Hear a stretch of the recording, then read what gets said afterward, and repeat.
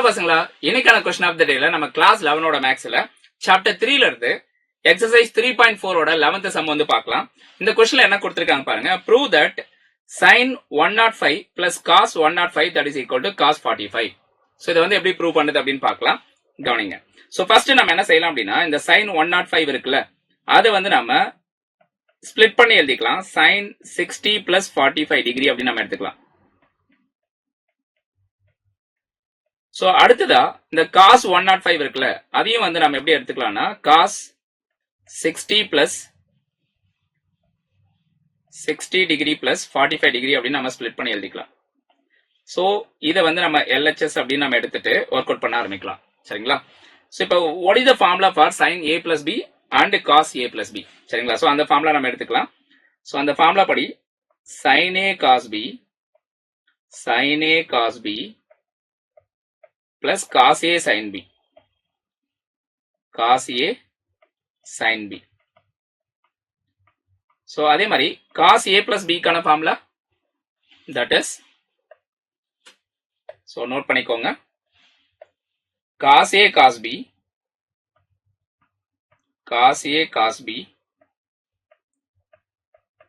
minus sin a sin b. கிளியரா? So இந்த மாதிரி நம்ம எடுத்துக்கலாம். இப்போ நம்ம இதுக்கான வேல்யூஸ் வந்து சப்ஸ்டிட்யூட் பண்ணனும். ஓகே. அண்ட் sin 60 கான வேல்யூ என்ன? √3/2. அண்ட் cos 45 கான வேல்யூ 1/√2. cos 60 கான வேல்யூ 1/2. sin 45 கான வேல்யூ 1/√2. டேபிள் வேல்யூ எடுத்துக்கோங்க. சோ இந்த இடத்துல cos 60 கான வேல்யூ that is 1/2. cos 45 கான வேல்யூ 1/√2 minus sin 60 கான value that is √3/2. Okay. into sin 45 கான வேல்யூ 1/√2. கிளியரா? இப்போ நல்லா கவனிங்க. சோ இது வந்து பிளஸ்ல இருக்கு, இது இந்த பார்ட் வந்து உங்களுக்கு மைனஸ்ல இருக்கு. ஓகே. அண்ட் இந்த ரெண்டு பார்ட் மட்டும்தான் உங்களுக்கு வந்து பாசிட்டிவ்ல இருக்கு, ரெண்டுமே பிளஸ்ல இருக்கு. சோ இப்போ இங்க என்ன நடக்கும் அப்படின்னா, இந்த ரெண்டு பார்ட்டும் கேன்சல் ஆயிடும். பாருங்க, √3 into 1 √3, √3/2 √2, இது வந்து minus √3/2 √2, ரெண்டு எலிமினேட் ஆயிடும் ஆட் பண்ணும்போது. ஓகேங்களா? சோ அப்ப மிச்சம் என்ன இருக்கு நமக்கு? 1/2 √2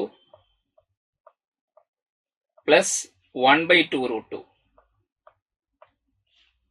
ரெண்டுத்தையும் ஆட் பண்ணுங்க. அப்படி ஆட் பண்ண என்ன வருது நமக்கு? சோ எல்சிஎம் வந்து சேமா இருக்கு, அதனால வந்து டினாமினேட்டர் வந்து 2 √2, நியூமரேட்டர் 1 plus 1 2 அப்படின்னு வந்துடும். ஸோ இதை சிம்பிளை பண்ணோம் அப்படின்னா நமக்கு இந்த 2 and 2 வந்து கேன்சல் ஆயிடும்.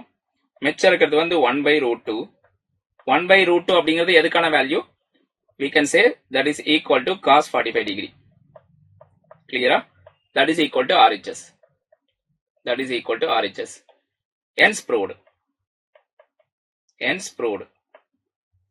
ஸோ எல்லாருக்கும் தெளிவா புரிஞ்சுதா பாருங்க. சோ நம்ம RHS அப்படினு ப்ரூவ் பண்ணிட்டோம்.